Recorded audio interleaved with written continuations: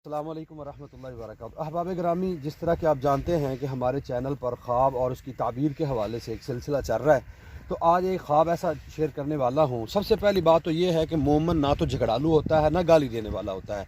और अगर कोई शख्स ख्वाब में कुत्ता देखता है तो इसका मतलब ये है कि किसी बेवकूफ़ शख्स के साथ उसका सामना होगा। अगर कुत्ता भौंक रहा है तो इसका मतलब ये है कि एक ऐसा बेवकूफ़ शख्स, झगड़ालू शख्स उसके साथ बदकलामी करेगा। और अल्लाह रब्बुल आलमीन ने ये मोमन की सिफ़त बयान फरमाई है, इदा ख़ातबहुमुल जाहिलूना क़ालू सलामा।